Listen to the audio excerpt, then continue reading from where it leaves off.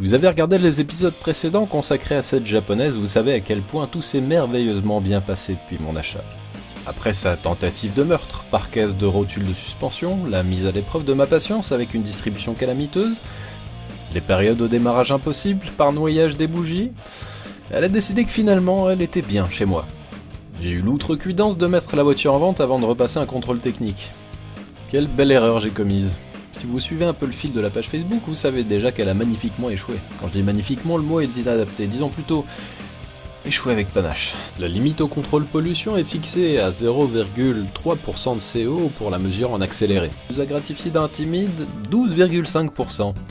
C'est simple, le contrôleur n'avait encore jamais vu un moteur injection restituer des valeurs pareilles. Et en plus, il tournait bien. Vu l'énormité de l'échec, il me fallait un coupable influent. J'ai jeté mon dévolu sur le régulateur de pression d'essence, a priori avec raison. J'avais noté un seul symptôme à l'usage qui pouvait traduire ce gros problème de richesse révélé de façon flagrante au CT. Le retour un peu hésitant au régime de ralenti qui atterrissait quasiment jusqu'au calage avant de se stabiliser.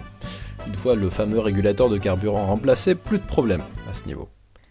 En passant ma commande auprès de Rokoto, j'en profite pour me procurer quelques pièces supplémentaires qui sont à la fois abordables et potentiellement utiles. Sonde de température du manomètre et de l'ECU, ainsi qu'une sonde lambda et des joints d'injecteur, au cas où. Une semaine passe, durant laquelle la voiture fonctionne impeccablement jusqu'au moment où je m'aperçois à un stop que, durant un arrêt prolongé, les ventilateurs du radiateur ne se déclenchent plus. La température commence donc gentiment à dépasser les valeurs cibles, si on ne prend pas un peu de vitesse pour rafraîchir le radiateur. Quelques coupables possibles. Les motoventilateurs, le relais qui les commande, ou le fusible qui protège ce relais, ça peut également être un problème de faisceau, mais l'autre coupable possible ce serait une sonde de température qui serait en vérité complétée par un interrupteur thermosensible. Et il y en a un, là, vissé sur le boîtier du thermostat. En chantant la prise pour faire croire à l'électronique que la température du liquide de refroidissement est à son maximum, on peut alors déclencher les fameux ventilateurs. Ce qui d'office disculpe tous les suspects listés précédemment. Alors, allons-y pour une nouvelle commande de la seule sonde de température à laquelle j'avais pas pensé. Tout ça ne m'empêche pas de passer la contre-visite puisque mon problème de pollution est a priori réglé.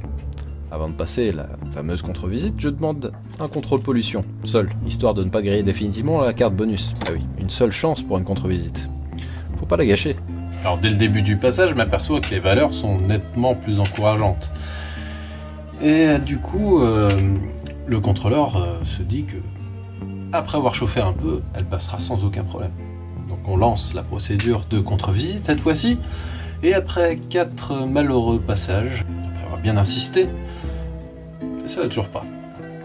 Pas moyen de descendre sous les 0,34%. Les 0,3% de CO sont tout proches, mais ça ne suffit pas. Alors voilà où j'en suis aujourd'hui. J'ai d'ores et déjà remplacé toutes les pièces susceptibles d'influer sur les valeurs de pollution. Il me reste plus qu'à commander un catalyseur neuf.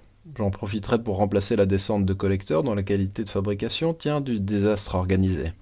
Voilà, je tenais simplement à vous faire partager cette expérience prolongée avec cette Honda. On peut dire qu'elle m'a coûté cher. Alors voilà, souhaitons au nouveau propriétaire une relation apaisée avec cette Prélude.